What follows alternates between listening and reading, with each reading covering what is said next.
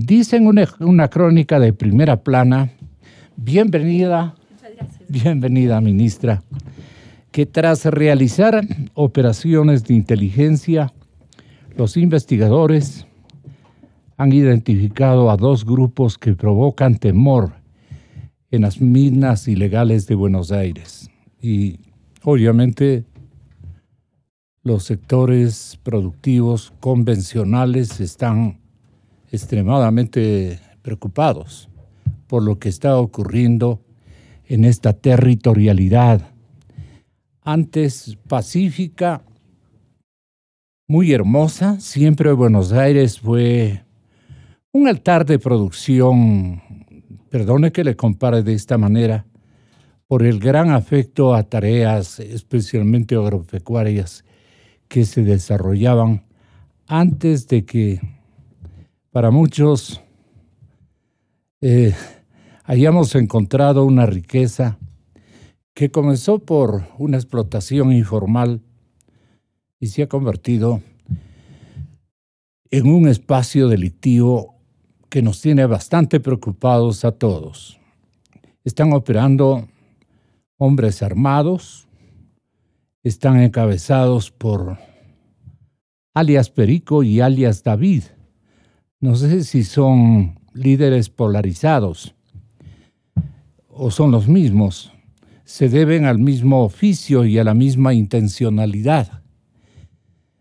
Como imbabureño he recibido referencias muy preocupantes de lo que está ocurriendo en Buenos Aires.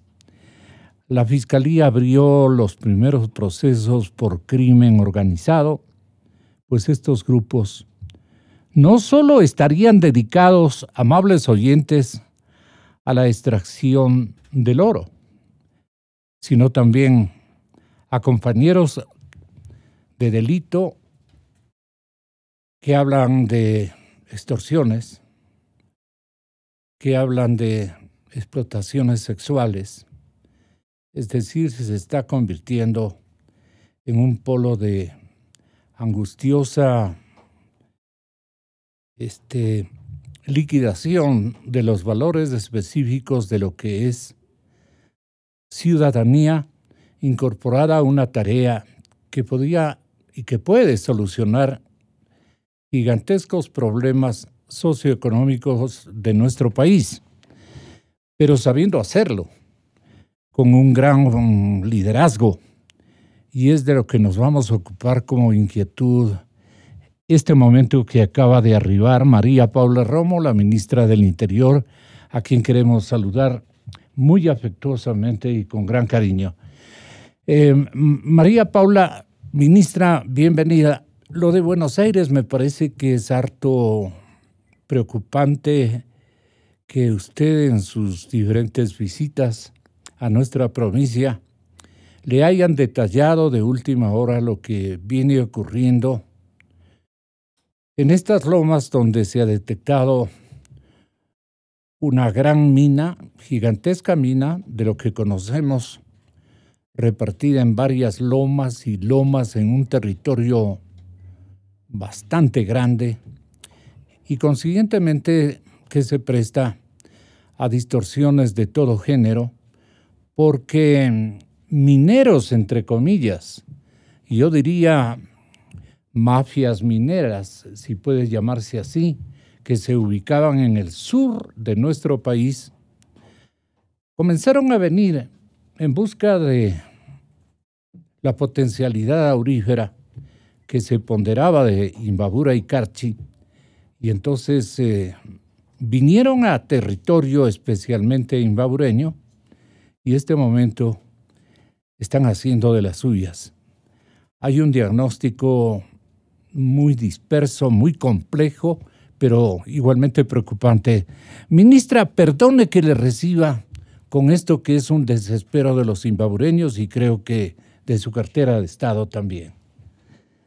Muy buenos días, María Paula, como siempre y con cariño y respeto le tratamos todos los ecuatorianos. Usted es una gran líder y está con nosotros para explicarnos muchas cosas de la coyuntura. María Paula Romo, ministra del Interior en la cadena Democracia. Ministra, buenos días. Buenos días, Gonzalo. Siempre un gusto poder charlar con usted y a través suyo, con sus oyentes de todas las mañanas. Efectivamente, en el tema de la inseguridad, de la delincuencia, de los temas que afectan a la seguridad pública, el tema de Buenos Aires es especialmente sensible en el país, porque si bien es cierto, está instalado, está ubicado en la provincia de Imbabura, en la zona de Urcuquí, pero independientemente de eso, su afectación se extiende. ¿Por qué? Porque el traslado, por ejemplo, de material aurífero, el traslado de las rocas que tienen oro, que tiene que ser procesadas, este traslado es un traslado ilegal que a su paso va provocando incidentes de desobediencia policial, va contaminando con temas de corrupción. Yo no sé si ha sido lo suficientemente público, pero hace 2 semanas se hizo un allanamiento que inclusive llegó hasta la jefatura de tránsito de Pichincha y se arrestó, se privó de libertad, se llevó para ser sometidos a juicio a una decena de policías de tránsito por asuntos vinculados a corrupción en el traslado de este tipo de vehículos. Para poner un ejemplo, ¿no es cierto? Entonces, no se concentra solamente en la provincia de Imbabura, se extiende hacia otros lugares, están las plantas de procesamiento que son ilegales y que se encuentran también en otras provincias. Y como usted bien lo ha dicho, hay algunas actividades ilegales que están vinculadas y que tenemos que poner atención. El lavado de dinero, por ejemplo, a través del oro, otras formas de violencia, la posibilidad de que estas actividades ilegales capten jóvenes extranjeros para hacer este tipo de trabajo y una actividad que ha dañado mucho la zona. Durante el año 2018 tuvimos solamente en la zona aledaña al control de mascarilla, que es una de las últimas entradas antes de Buenos Aires, solamente en ese momento tuvimos, en ese año, en el 2018, 600 casos de ataque y resistencia, es decir, de personas que se niegan a acatar las órdenes de la autoridad, que es la policía, y que en algunos casos, inclusive esa negativa, provoca agresiones y faltas de respeto a la autoridad. Esto es lo que de alguna manera describe lo que está sucediendo en la zona de Buenos Aires. Uno se podría preguntar por qué sucede. Una de las explicaciones que tenemos que darnos es que hay una veta gigantesca de oro casi expuesta. Es una veta muy grande que está en la superficie y entonces lo que en otros casos y en otro tipo de minas exigiría de una actividad empresarial con una inversión muy importante para poder entrar dentro de la roca o con profundidad en la tierra, en esta zona no lo exige. Es una veta expuesta muy cerca de la superficie y eso convoca a una gran cantidad de ilegalidad. ¿Nos ha pasado antes en el país? Sí. En Zaruma y en Nambija. Sí. Ahí tenemos 2 ejemplos de actividades, ¿no es cierto?, en donde es muy difícil además mantener el control por la facilidad que hay de que la minería ilegal o de que estas personas dedicadas a esa actividad entren. Tenemos lugares hoy en donde hay pequeños lugares, pequeñas actividades. Digo pequeñas porque, por ejemplo, tenemos el caso de Cielito en el Carchi, en donde se calcula unas 50, 70 personas participando en esta actividad. Ya con anterioridad se cerraron esas bocaminas, pronto entraremos nuevamente a hacer la misma actividad de control, pero en Buenos Aires estamos hablando, dependiendo de los cálculos, unos más conservadores que otros, de entre 4.000 y 5.000 personas dedicadas. Ministra, describiendo a esta actividad. Cielito, estaríamos dando en el clavo. ¿Cómo ha cambiado esa zona? A ver, Cielito es un asiento muy pequeño. Sí. Así es muy pequeño, yo creo. Hay todo. Claro, pero este es un asentamiento muy pequeño, es una actividad muy pequeña. Calculamos entre 50 y 70 personas en este momento en la zona. En el caso de Buenos Aires se calculan entre 4.000 y 5.000. Entonces, el tema de Buenos Aires es el más complejo. Vale la pena recordar que la empresa que tiene la concesión aún no tiene la autorización para explotar. Es decir, no hay en este momento ninguna empresa dedicada al tema minero explotando la zona. Sin embargo, tenemos esta gran cantidad de personas haciéndolo de manera ilegal. Estamos trabajando, hay mucho control en la zona, tenemos detenciones todos los días, lo que también explica cómo crecen las tensiones en la zona. Hay muchos hombres armados dedicados a cobrar a cambio de seguridad renglones muy significativos y me dicen que incluso a compartir el oro. Bueno, es parte de lo que sucede en estas actividades. Periódicamente, Fuerzas Armadas hace revisiones en la zona, porque como usted conoce... ¿Alcanza a hacer revisiones completas o marginales? A ver, las Fuerzas Armadas entran, la policía también, por supuesto, pero me refiero a Fuerzas Armadas porque es su responsabilidad el tema de control de armas. Entonces, dependiendo del tipo de actividad, dependiendo del tipo de control que se tenga que hacer, ingresan a la zona Fuerzas Armadas o policía periódicamente. Pero es necesario el encontrar, como se está buscando, una solución integral al tema, porque el control, como decía hace un momento, de una veta tan grande que está a la superficie, es un control mucho más difícil de ejercer. Se está trabajando para una lógica organizada, un registro para saber exactamente quién está, probablemente una actividad coordinada que involucre a las propias empresas para que puedan asumir como mano de obra a quienes están en la zona, en lugar de que sea una especie de competencia de qué lado de la veta entra cada uno. Además, hay implicaciones ambientales sobre la pretensión de procesar oro, inclusive en la zona. Ya en el último ingreso que hizo la policía, que hicimos hace un par de meses, se encontraron ya piscinas de cianuro. La semana pasada, en la mitad del acceso, la policía identificó un carro cargado de cianuro que se usa para procesar el oro. ¿Qué informes le han dado a usted de las consecuencias que una producción a lo marginal, a lo desordenado, sin técnicas adecuadas y cuidados específicos podrían suscitar en la población que trata de ganarse la vida en una veta tan gigante, con una ilusión impresionante de hallar cada paso oro? Eso por un lado.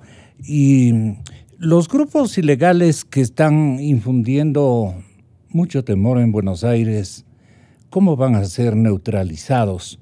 Porque estos son agentes que usan prácticas mafiosas y que vienen o han venido a instalarse con autos incluso de última gama en todos estos sectores, en donde piensan incluso atrapar o cautivar a la gente que vaya a trabajar con un desorden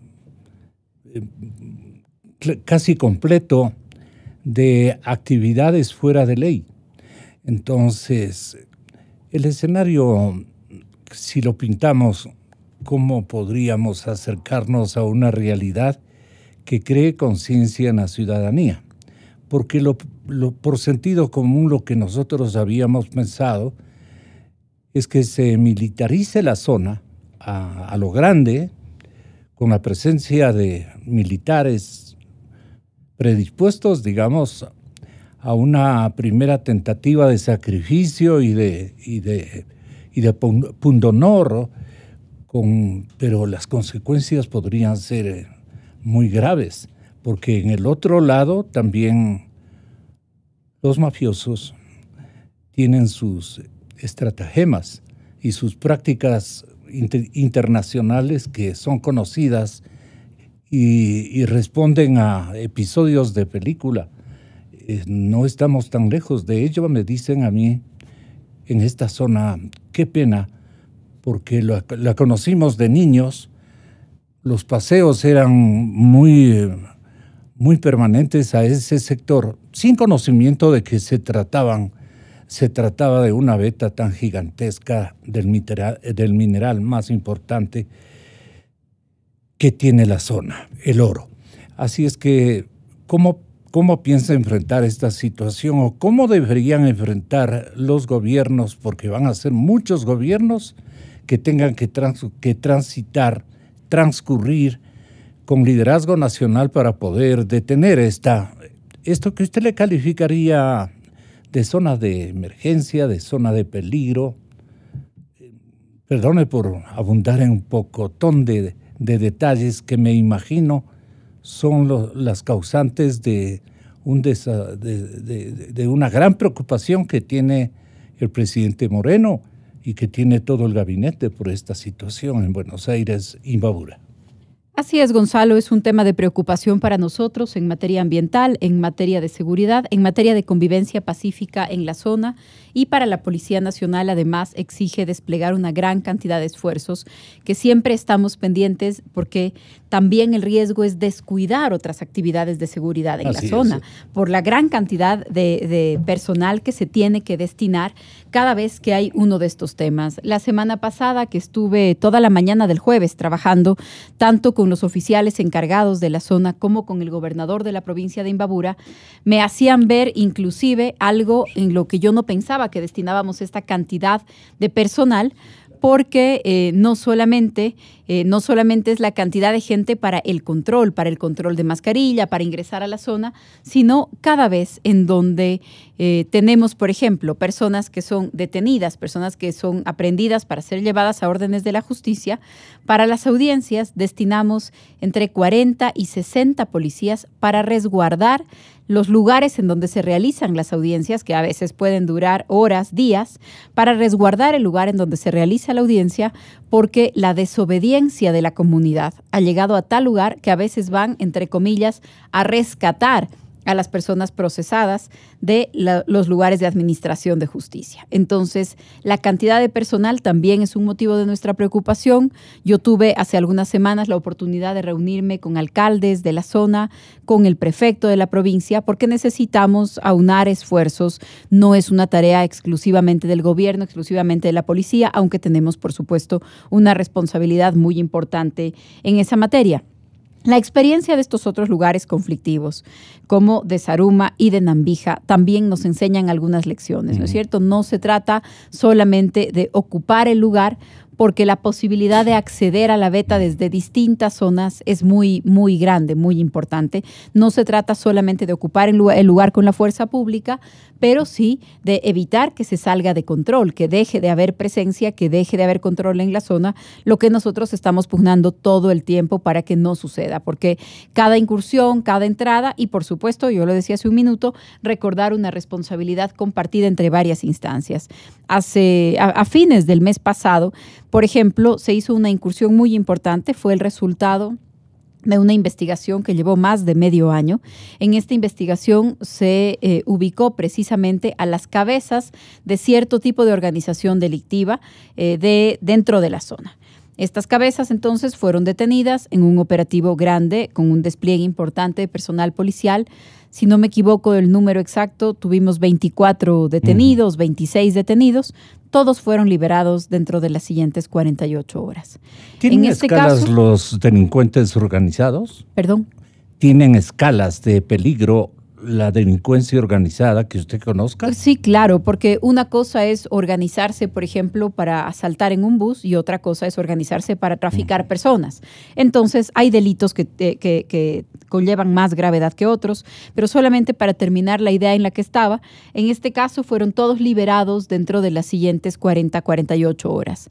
Para esta ocasión, incluso firmamos una queja ante el Consejo de la Judicatura de manera conjunta, el Ministerio del Interior y la Fiscalía General, porque el trabajo que implicó para Fiscalía y para Policía fue increíble. A nuestra valoración, las pruebas que había para que puedan ser llevados a un proceso y además que esperen su sentencia privados de libertad eran suficientes. Así que en ese caso, por ejemplo, junto con la fiscal general, con la doctora Palacios, firmamos una queja ante el Consejo de la Judicatura respecto de la jueza. Lo pongo como un ejemplo porque en la zona, para poder mantener el control, es indispensable un trabajo con las autoridades locales, la policía, la fiscalía y, por supuesto, la respuesta de parte de los jueces. Si la policía hace su trabajo, ingresa en la zona, realiza las detenciones con estas características de agresividad que tenemos de parte de la población, y a pesar de eso los lleva a la justicia y luego son liberadas estas personas, entonces es muy difícil el tener los resultados que esperamos tener.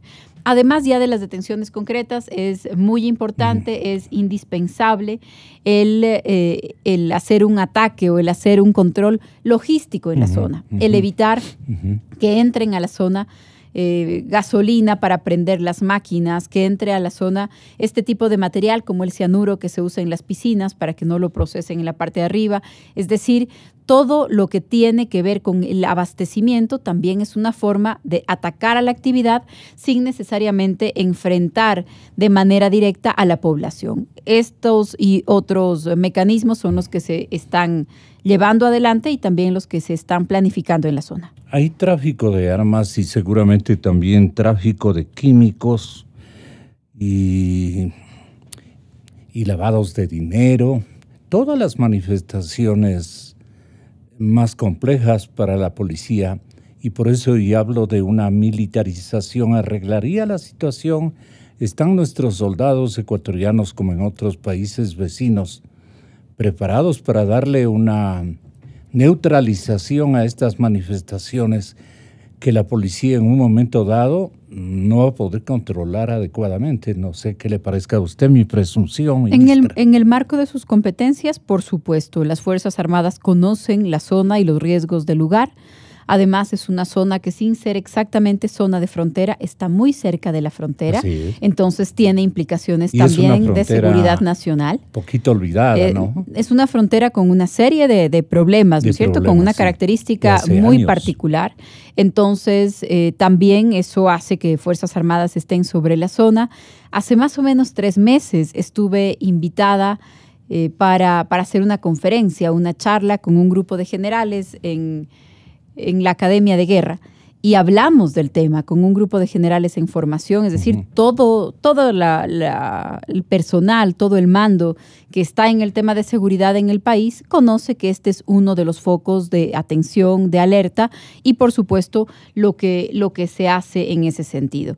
El apoyo de las Fuerzas Armadas es indispensable en el marco de sus competencias, se hace en el marco de sus competencias. ¿Y cuál es el marco de las competencias? El marco de sus competencias la institución militar, es la seguridad nacional y el control de armas. Este es el marco específico, digamos, de competencias, y cuando alguna de estas incursiones tiene ese tipo de implicación, tiene implicaciones respecto de seguridad nacional o de armas, entonces las Fuerzas Armadas pueden y deben intervenir y lo hacen. Nos aguardan a los ecuatorianos noticias realmente trascendentes en cuanto a los mecanismos que va a utilizar desde el lado legal y constitucional, a las herramientas potentes de neutralizar este género de atentados contra la paz pública, y que puede convertirse en una zona si ya no está, en una zona de bandas, de mafias que están dificultando las tareas de control desde todo punto de vista. Aquí tengo yo una nota de una declaración suya, de una cuenta suya, ministra. Hoy en el acceso a Buenos Aires, Urcuquí, Imbabura, la policía ecuatoriana identificó el transporte ilegal de 10 quintales de cianuro y detuvo a 4 personas. No dejaremos de combatir la ilegalidad, la minería ilegal, en procura de la seguridad ciudadana.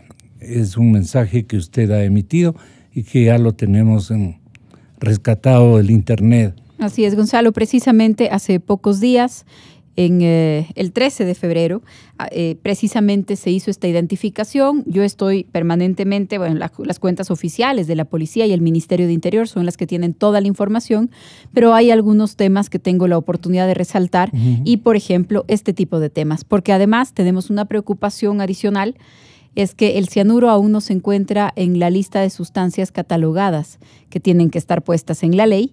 Yo he hablado de este tema ya en la Asamblea Nacional y con los legisladores. Estamos presentando un proyecto de ley para incorporar algunas sustancias e incluso el poder darle una facultad a una de las capacidades del Ministerio del Interior, sea incorporar determinadas sustancias, aunque sea de manera temporal, para poder hacer control si la ley se demora más, ¿no es cierto? Entonces, en eso estamos trabajando. Hay diferentes aspectos, la justicia, la fiscalía, los jueces, la legislación, pero la policía hace un gran trabajo en la zona. Todo el tiempo estamos mostrando resultados en la zona.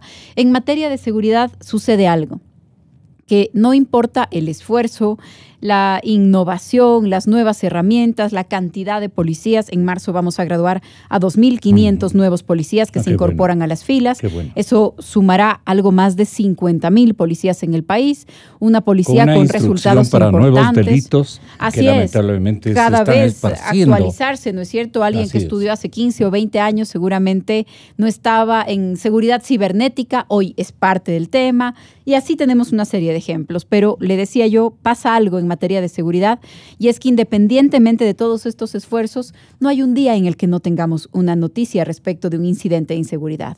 Aquí y en cualquier lugar del mundo, esto es parte de la dinámica de la violencia, de la inseguridad, y entonces es un trabajo en el que todos los días hay que hacer un esfuerzo. Cada día, un día que cerramos con buenos resultados, con detenciones, un día que cerramos habiendo evitado, como hace 2 fines de semana, 3 femicidios se evitaron en un mismo fin de semana. Esos días son, bueno, hoy esto salió bien, hoy este resultado es importante. La madrugada de ayer y de hoy se han realizado 2 operativos muy significativos para detener a la red que permitió el ingreso de objetos ilegales, de objetos prohibidos a la penitenciaría de Guayaquil hace varias semanas, por ejemplo. Es una detención que incluye a 16 policías, no sé si tenemos ya detenidos algunos otros que todavía nos faltaban, 4 miembros de guías penitenciarios, incluso una persona privada de libertad que había coordinado esta actividad desde dentro de la penitenciaría. Entonces, cada día es un resultado, cada día es un esfuerzo, cada día es una buena noticia también. Hace 2 días recuperamos a 2 adolescentes que estaban reportadas como desaparecidas en Lago Agrio, fueron recuperadas en Mocoa, en Colombia. Mujeres. Habían salido por su propia voluntad, pero el reporte era ecuatorianas. Ecuatorianas de Sucumbíos, habían salido por su propia voluntad de las casas, pero no lo sabíamos, entonces estaban reportadas como desaparecidas. El identificarlas, encontrarlas, traerlas de regreso a su casa, pero es el día a día del tema de seguridad. Tenemos incidentes, tenemos malas noticias, tenemos buenas noticias, tenemos mucho trabajo, y al final lo que se tiene que hacer es una evaluación, por supuesto, para cumplir objetivos que se miden en eficiencia, en respuesta, en confianza, en legitimidad, y también en algunos datos específicos, tasas de muertes violentas. Hay una serie de indicadores.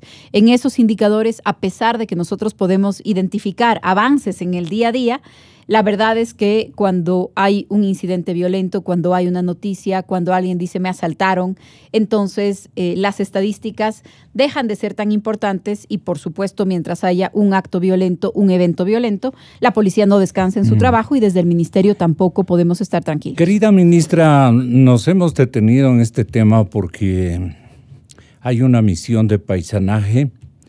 La gente en Imbabura, en el Carchi, y en todo el país, créame que incluso en la capital de la República, hay gente que ha ido a buscar alguna solución para su problema de desempleos. Hay una gigantesca corriente de nuevos habitantes en la zona que no están perfectamente ubicados, censados, haciendo tareas lícitas.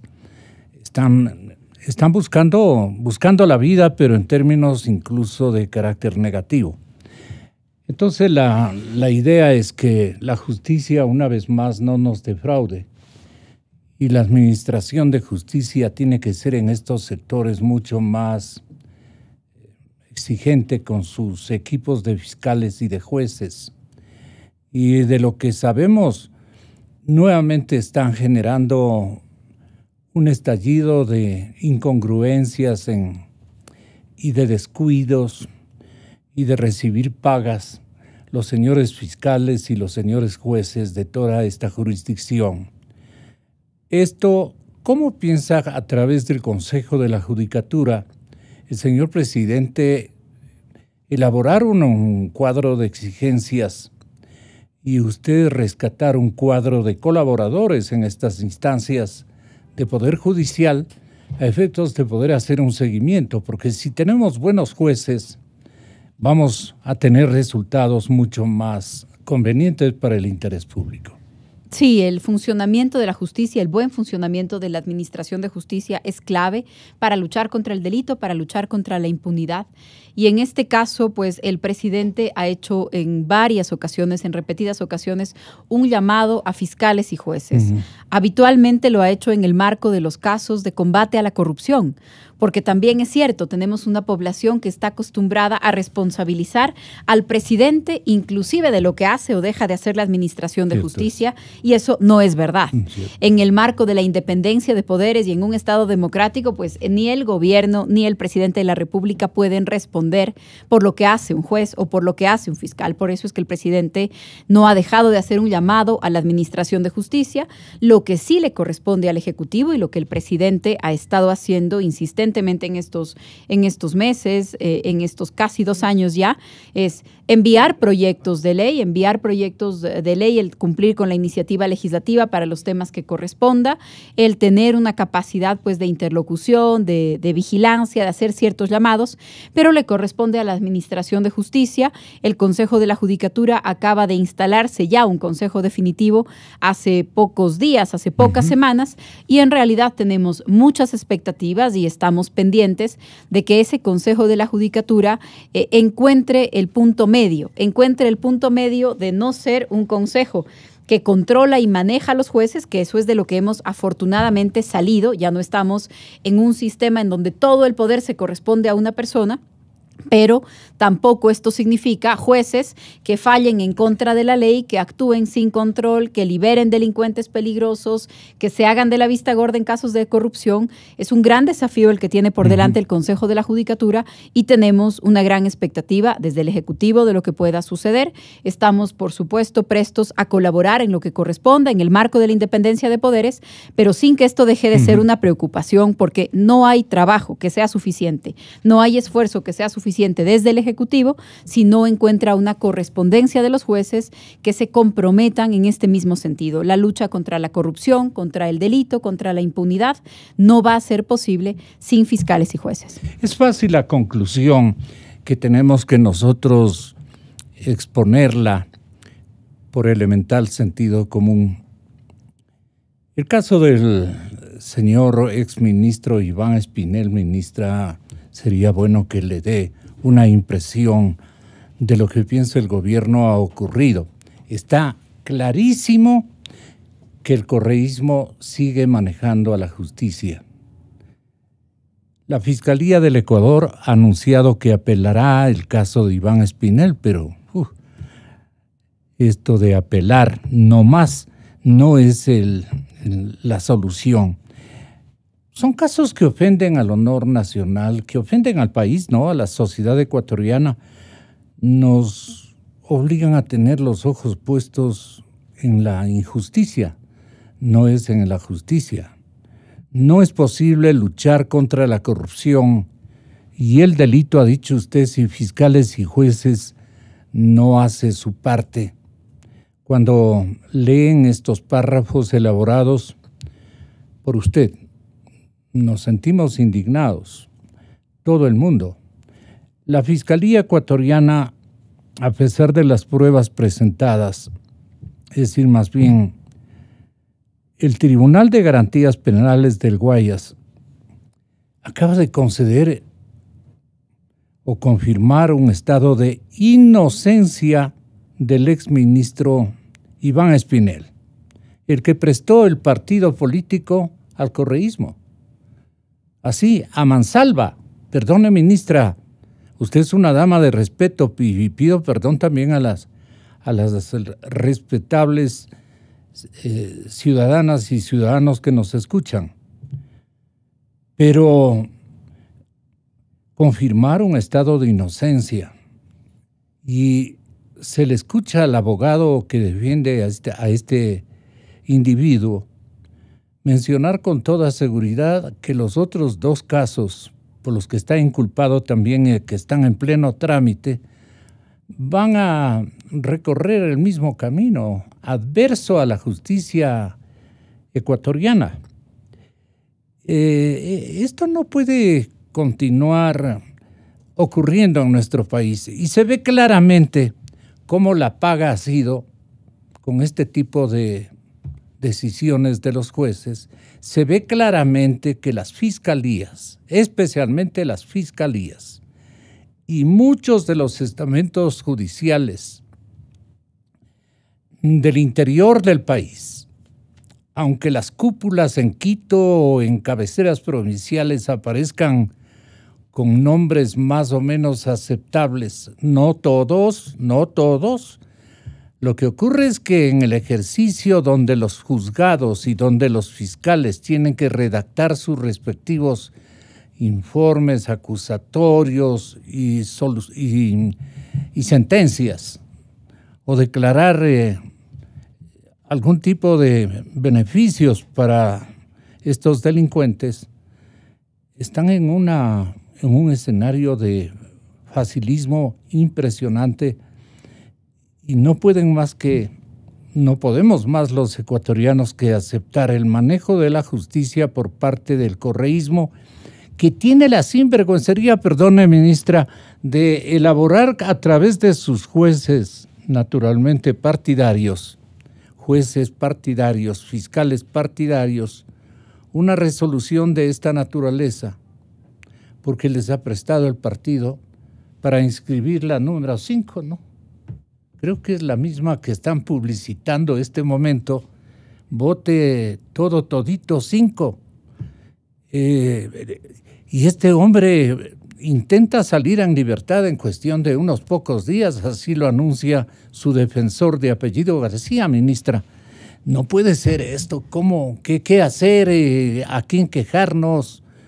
¿Cómo rechazamos los ecuatorianos estas manifestaciones hirientes al honor nacional? Sí, Gonzalo. En este caso se trata de uno de los varios procesos que enfrenta el señor Espinel. Creo que eso también hay que decirlo, en medio, por supuesto, de la preocupación que causa la noticia, pero es uno de los varios casos que enfrentan. Creo que son más. Sí, entiendo que son más casos los que enfrenta, pero usted decía qué hacer.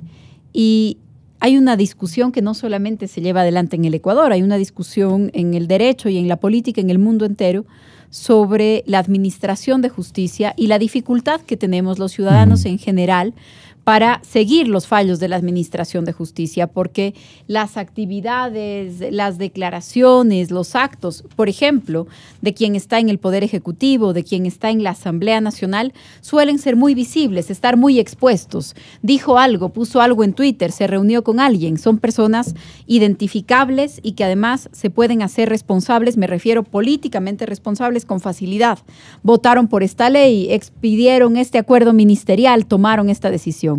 Pero jueces y fiscales suelen ser uno de los poderes menos expuestos que hay. Analizamos poco las sentencias porque sería muy importante también el decir qué pasó exactamente, qué dice ahí, qué papel jugó un fiscal. ¿Hubo un solo fiscal? ¿Pasaron varios fiscales? ¿Qué papel jugó el juez? ¿Qué papel jugó? ¿Qué argumentos se usaron en la defensa? ¿Qué pruebas se aportaron en el proceso? Porque eso permite con claridad el reconocer responsabilidades. Pero ahí, Gonzalo, y lo comentábamos el otro día con algunos abogados y colegas en el mundo de la academia y el derecho, lo importante que es el papel de la prensa especializada en temas judiciales, porque es otra cosa el tener un titular y otra el tener prensa que examine el proceso, que examine cuál es el camino que ha tomado, que nos pueda explicar a los ciudadanos algo que es altamente especializado y que probablemente tiene miles de páginas. Entonces, el papel de universidades, de observatorios, de colegios profesionales, de prensa especializada en asuntos judiciales, esto va a ser vital. Así es, esto va a ser vital en este proceso, Gonzalo, porque creo que en la lucha contra la corrupción, la impunidad, que nos unifica en el país, porque creo que la gran mayoría de ecuatorianos comunicadores puede más bien incidir en esta suerte de...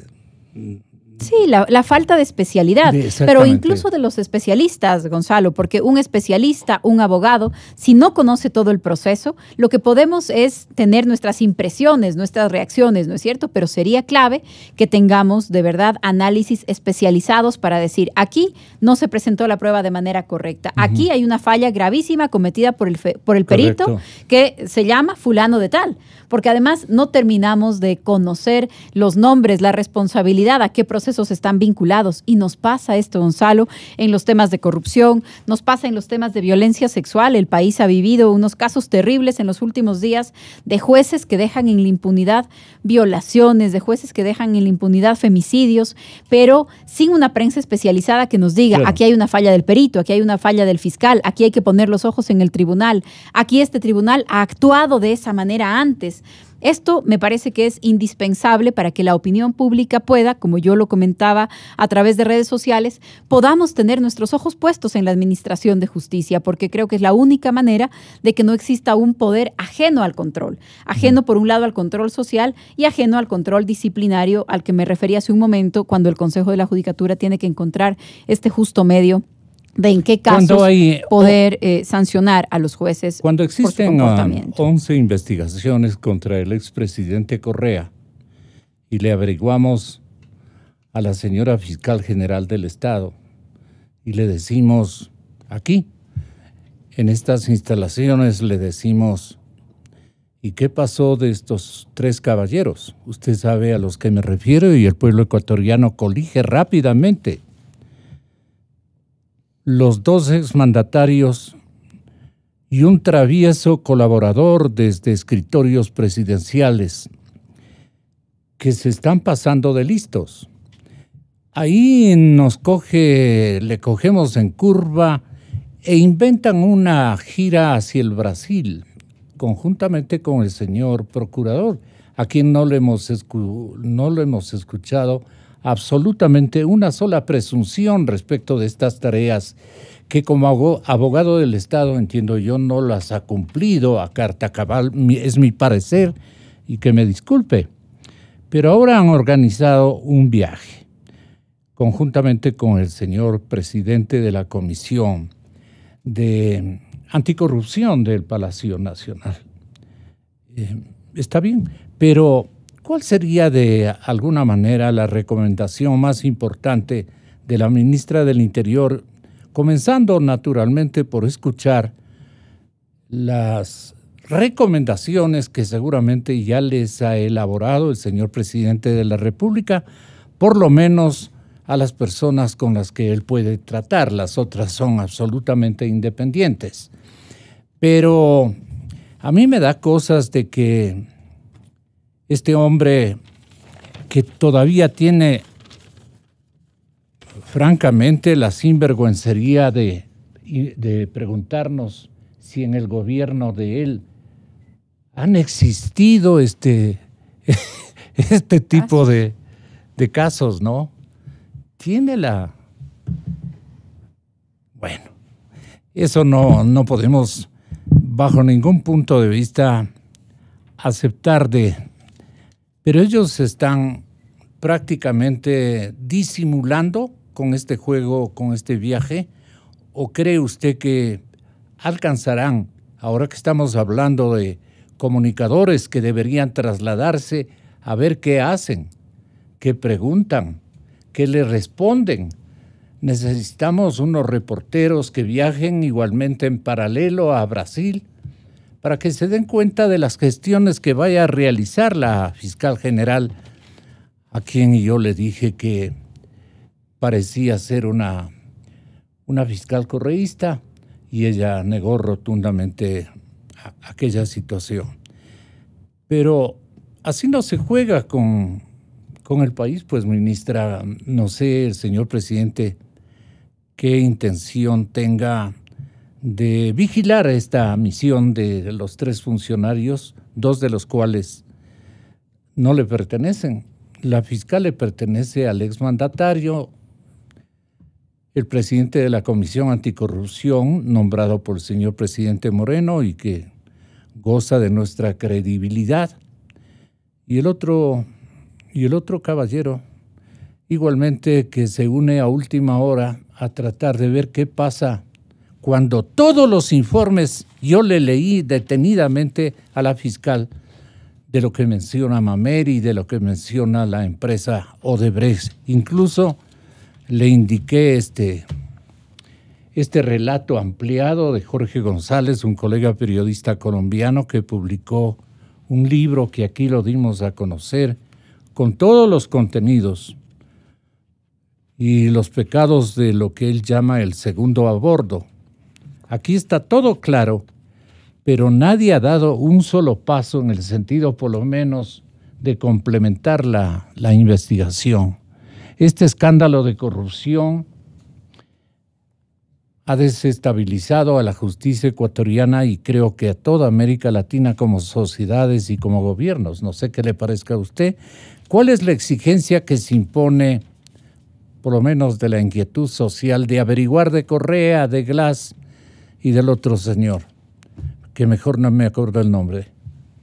Ministra, Gonzalo, si es tan amable. Algunas reacciones a su comentario o a sus comentarios respecto de este tema, y empiezo diciendo que difiero con varios de ellos. Yo no creo que se trate de un invento, creo que ahí hay una tarea pendiente muy grande y confío en que cualquier iniciativa pues no se puede tratar de vamos a inventarnos un viaje. Es un tema demasiado grande y demasiado grave al que llevar la atención como para que vaya a ser solamente... ¿Por qué no lo hicieron antes cuando se conocieron de las novedades? Me gustaría poder responder el comentario, perdones, Gonzalo. ministra. Usted lo ha hecho en varios puntos y yo he recogido para poder reaccionar. En primer lugar, en el Ecuador existen ya varias personas sentenciadas, vinculadas a la trama de Odebrecht. Entonces, aunque todavía me parece que queda mucho por descubrir, me parece que queda mucho por aclarar, me parece que queda mucho dinero por recuperar, pero a pesar de eso, no se corresponde con la realidad el decir aquí no ha pasado nada en esta materia.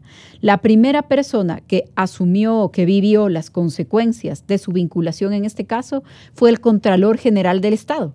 Cosa que hay que decirlo también, la gravedad de que el primer vinculado a este caso haya sido el encargado de controlar las cuentas es lo que precisamente nos muestra de cuerpo entero lo que estaba pasando. Entonces, existe un proceso y ya una sentencia en contra de Pollitt, ¿no? Exactamente, quien era el Contralor General en este proceso.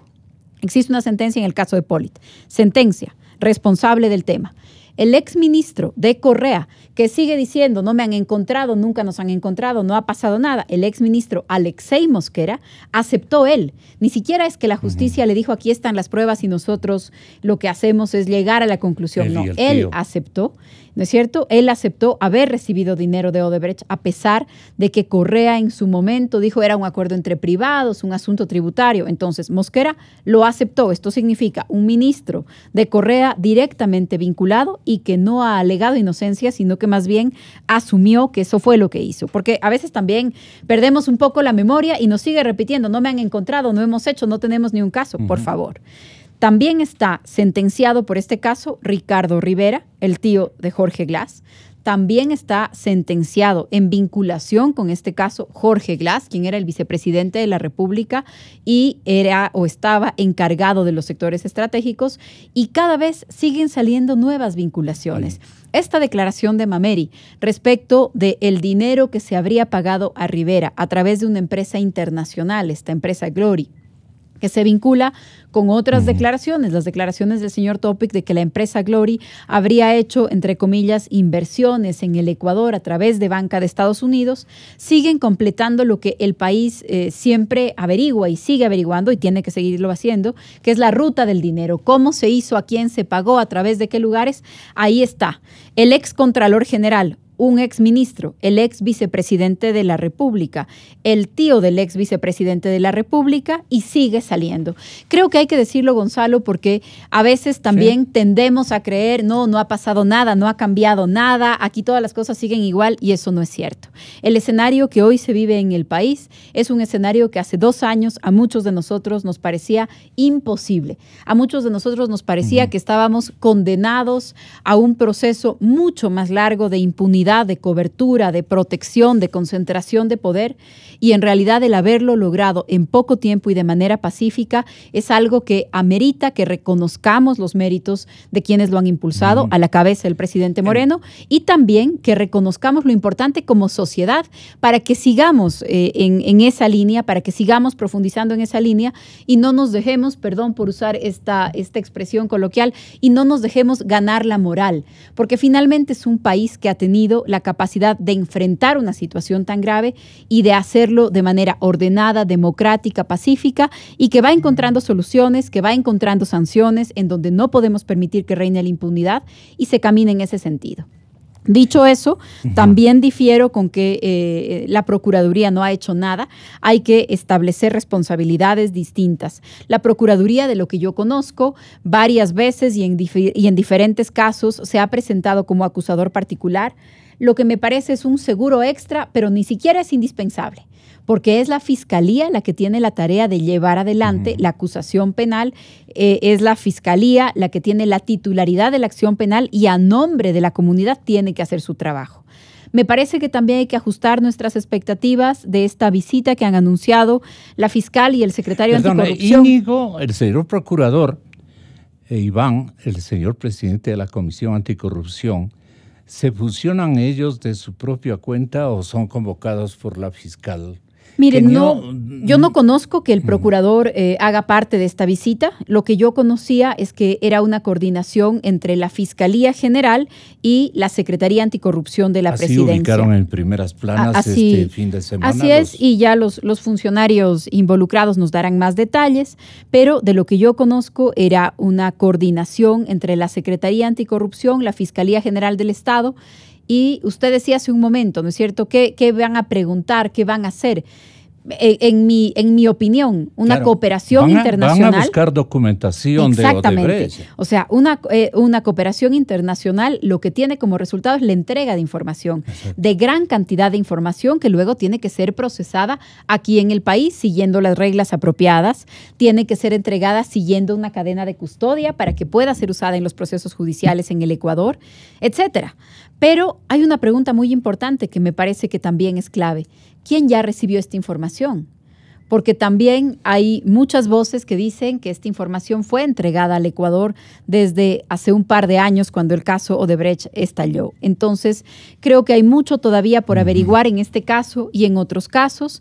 Creo, y no sé si peco de optimista, pero creo que hay que darle el beneficio de la duda a las instituciones, no solamente a las personas, sino a las instituciones ecuatorianas. Quiero creer que eso es posible. En términos de documentos.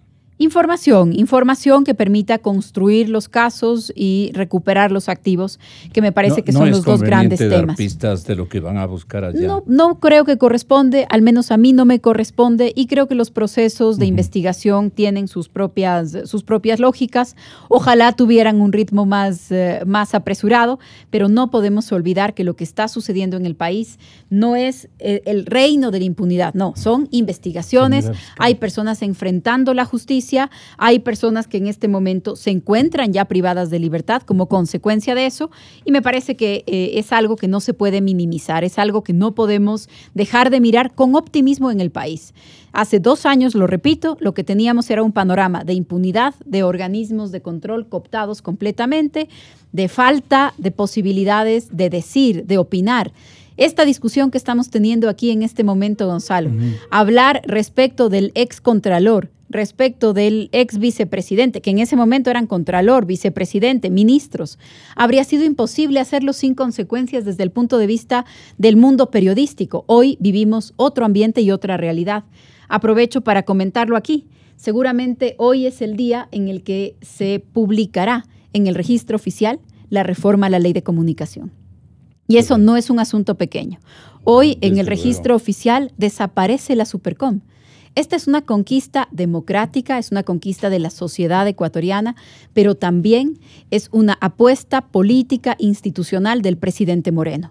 Y creo que esta es la lista de constancias, no son especulaciones, no son opiniones, son hechos que nos demuestran que estamos en el camino correcto y que ese debería ser también nuestro sentir, nuestro estado de ánimo, porque muchas veces frente a esta cantidad de problemas perdemos de vista que se están enfrentando, que se están resolviendo, y esa siempre es una buena noticia, Gonzalo. Yo le pregunté en días anteriores, recientes horas, ministra, a la señorita fiscal Ruth Palacio,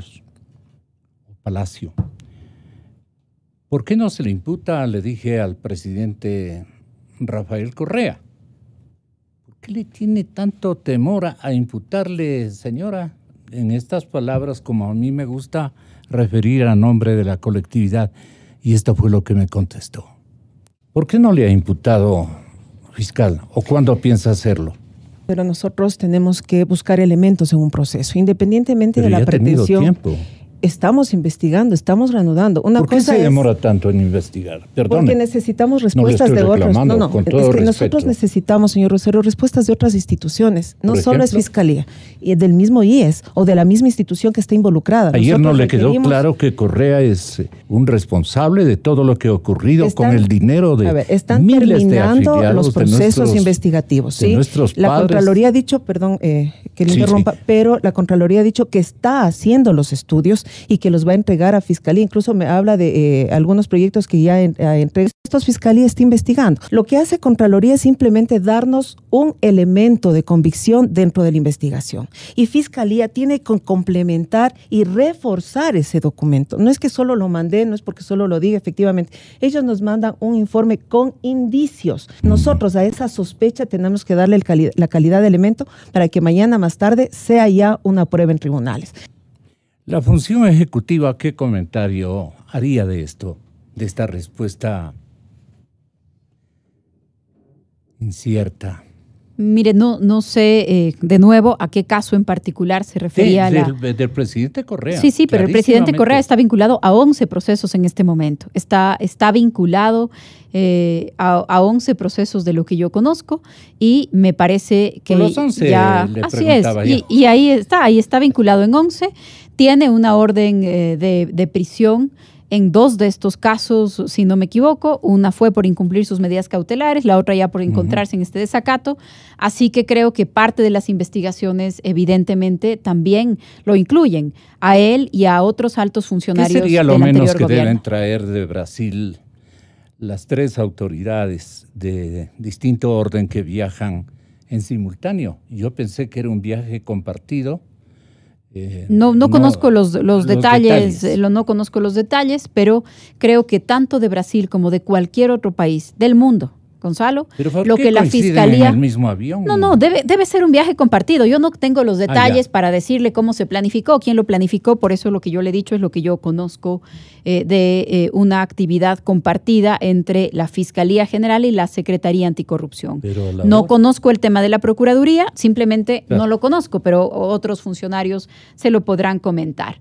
Pero como le decía yo, tanto respecto de Brasil como de cualquier otro país del mundo, lo que el Ecuador necesita son mecanismos claros de cooperación penal, cooperación con la Fiscalía para poder requerir información y que esta información sea enviada, y cooperación en lo que tiene que ver con la identificación y la recuperación de activos. Necesariamente haberse acometido en la tarea de averiguarse para sí mismo y para su propio beneficio en la gesta administrativa, porque es una gesta la que usted está librando, de qué es lo que se necesita para imputar. Acaba de imputarle la fiscal. Usted le escuchó hace un momentito, pero no se atreven a hacerlo con las características de una imputación que eleve a una situación de mayor jerarquía la preocupación nacional y a las ganas que tiene la colectividad porque esta frustración termine, ¿no? Es una frustración para 4 generaciones, si es que de aquí sale el milagro del perdón. La última cosa, ministra, usted ya se nos va. Quiero que me haga un comentario. ¿Qué vamos a hacer con estos crímenes que los presos se están matando en las cárceles? Un poco es así la cosa.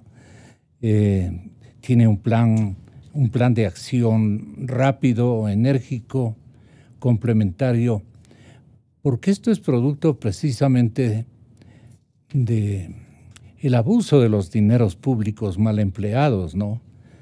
Esas cárceles, una que pensaba yo tenía todas las características de una gran prisión con todos los detalles que hemos visto solamente en película, tiene el primer mundo. La primera cárcel ecuatoriana es casi la peor de todo el concierto de residencias de no de residencias, sino de zonas de castigo, de sanción, de ocultamiento de gente que merece igualmente otro trato, ¿no? Porque tenemos que ser también humanos. Me ha dolido profundamente y creo que a la generalidad de los ecuatorianos ver cómo están nuestras cárceles. ¿Qué piensa usted de entregarnos como una contribución de su marca, que ha sido siempre óptima? Gracias, Gonzalo. Como la mayor cantidad de temas con los que nos vamos encontrando en la administración pública, una cosa es la fachada y una cosa es cómo se vendió, una cosa es cómo se pintó la realidad y otra cosa es lo que sucede dentro. Tenemos problemas en el sistema de rehabilitación social en el país, cárceles construidas para albergar a 5,000 personas, pero que no tienen una provisión de agua suficiente para esa cantidad. Desde esos temas, evidentemente, hasta los temas de violencia dentro de los centros carcelarios. Lo primero que debo decir es que el control de la seguridad dentro de las cárceles no es responsabilidad de la Policía Nacional. Es responsabilidad del sistema de rehabilitación social, que tiene una vía aparte, que es lo que antes era el Ministerio de Justicia y que ahora se ha separado en 2 secretarías, una Secretaría de Derechos Humanos y otra de Rehabilitación Social, precisamente para que alguien esté encargado exclusivamente del tema cárceles, porque son 2 materias muy grandes como para que una sola persona pueda manejar ambos temas. Entonces, el sistema de rehabilitación social tiene un cuerpo de guías penitenciarios y este cuerpo de guías penitenciarios es el encargado de la seguridad dentro de las cárceles.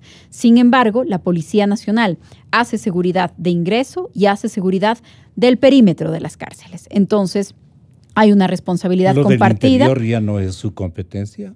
No, dentro de las cárceles la materia de seguridad es de guías penitenciarios.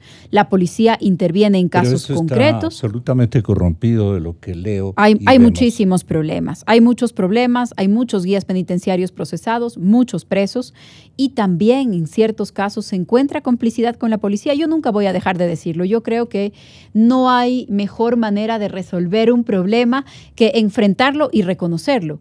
Y la policía, como cualquier otra instancia, cuando se encuentra en el límite con estas actividades delictivas, en el contacto con estas actividades que pueden contaminarla, hay el riesgo de que lo haga. Por eso, 16 policías han sido detenidos este fin de semana por temas de corrupción dentro de la penitenciaría de Guayaquil. Y esto no vamos a dejar de hacerlo, no se puede dejar de revisar, no se puede dejar de sancionar a quienes cometan irregularidades. Y el secretario de Rehabilitación Social, el ministro Pazmiño, tiene rango de ministro. Esta secretaría tiene las características de un ministerio.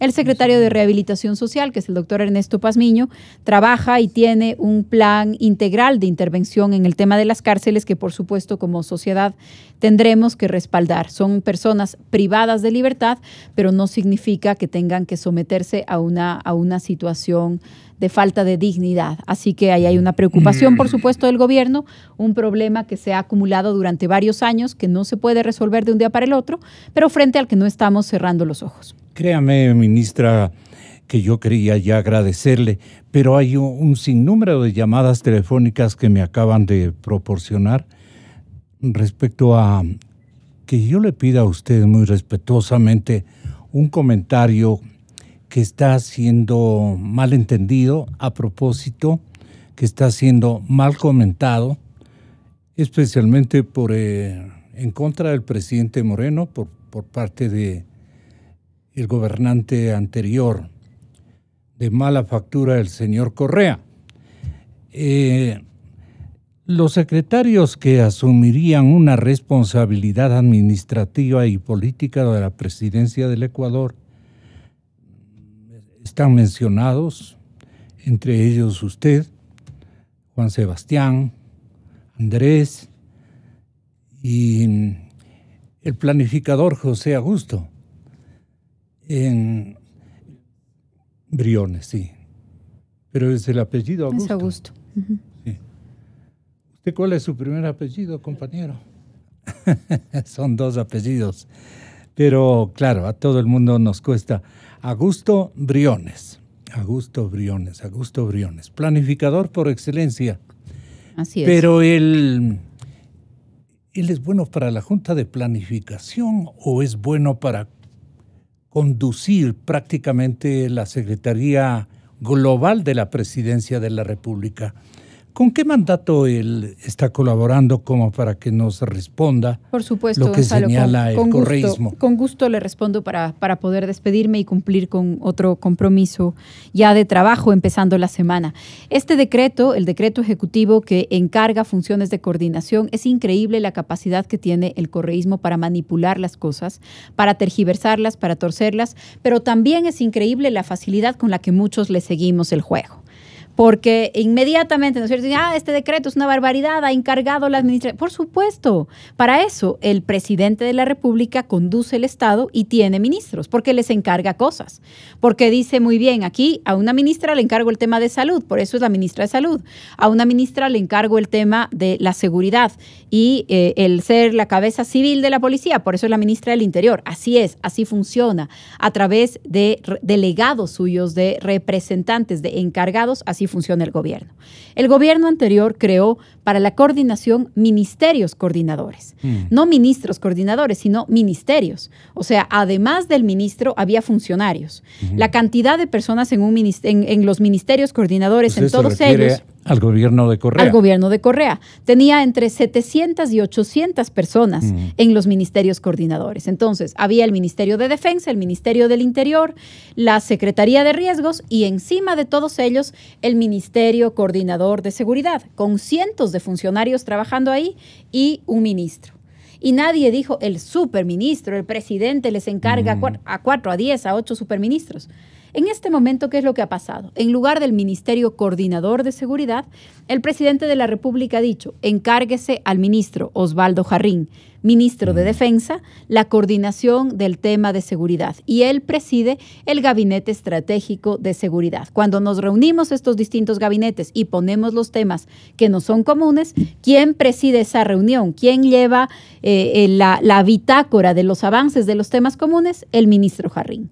Cuando se reúnen los ministerios del sector estratégico y quién tiene una mirada global para reportarle de manera más cercana al presidente, otro ministro. Entonces, es de eso de lo que se trata. En lugar de duplicar funcionarios y ministros, a algunos ministros el presidente nos ha encargado. ¿Qué gabinete me ha encargado a mí el presidente?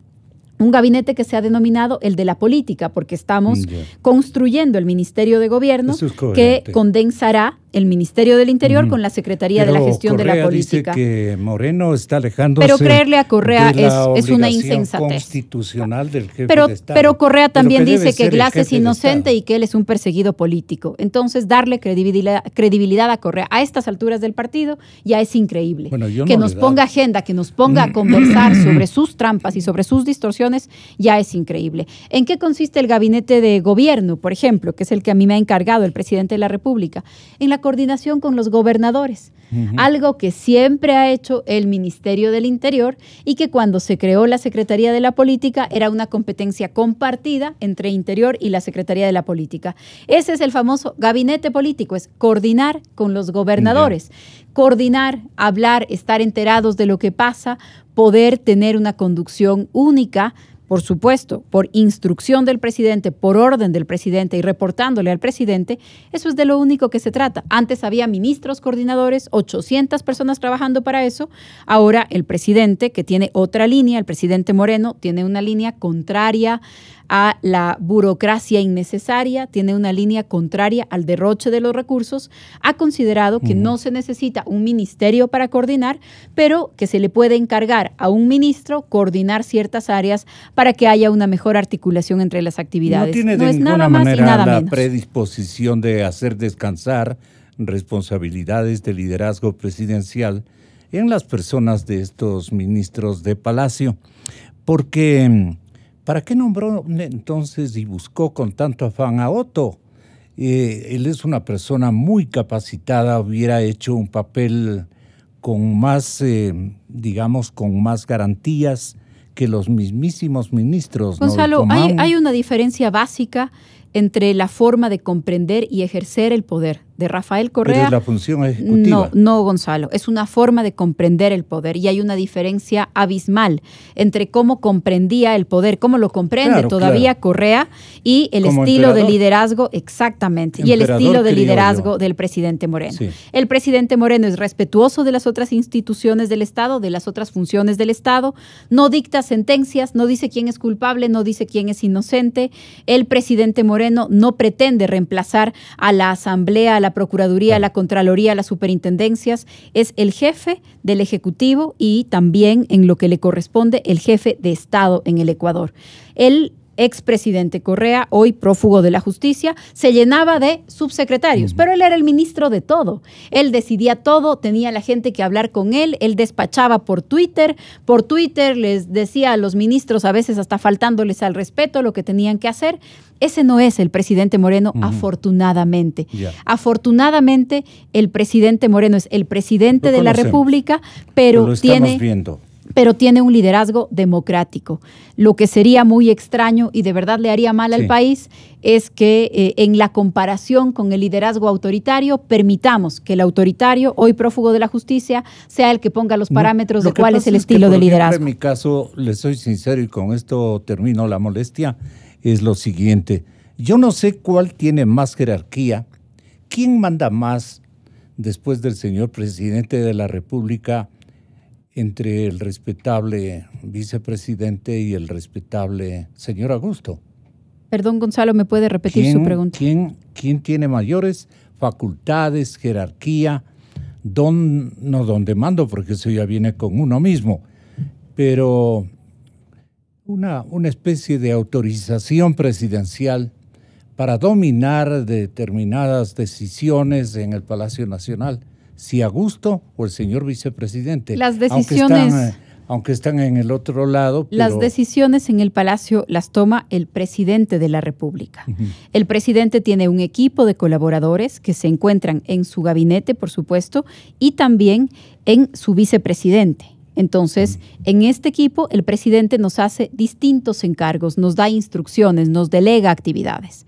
Algunos de nosotros tenemos actividades que se encuentran fijadas en la ley y que se encuentran fijadas en las carteras de Estado y las competencias de las carteras de Estado que dirigimos. En el caso del vicepresidente de la República, según dice la Constitución, sus funciones no se encuentran en ninguna ley, en ningún decreto. Él tiene las funciones, él o cualquier vicepresidente en cualquier periodo, según la Constitución ecuatoriana, tiene las funciones que le encargue el presidente de la República.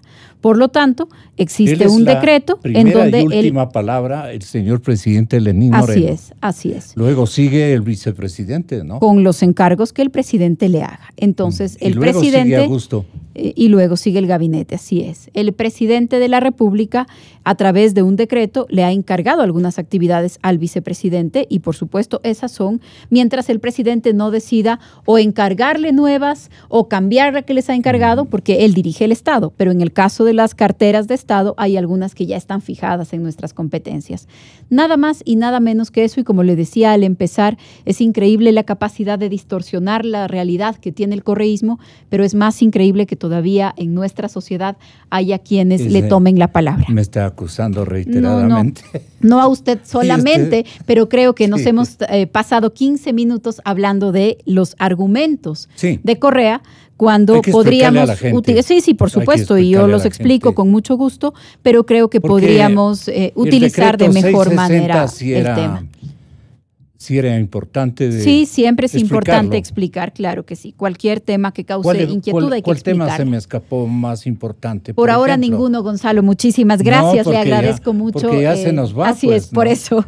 Es para crear, digamos, vamos una necesidad Vamos a programar orientación. la próxima entrevista. Yo creo que sería muy importante hablar, por ejemplo, sobre la violencia social en el Ecuador. Buenas. La diferencia entre la violencia social y la violencia criminal. El año pasado, la violencia social, o sea, la violencia entre personas, no no por la acumulación de patrimonio ilegal, sino la manera en la que nos relacionamos las personas, los femicidios, las riñas, las cosas que están asociadas a nuestra convivencia. El año pasado ese tipo de violencia en el Ecuador cobró más vidas que la violencia criminal.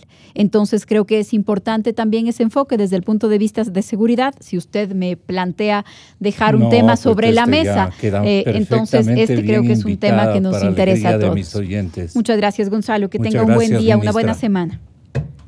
Inicio de espacio promocional y publicitario.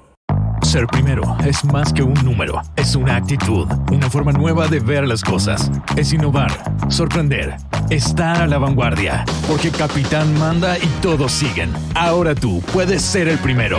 Presentamos Inversiones BDP, por primera vez en Ecuador. Todos podrán hacer crecer su dinero sin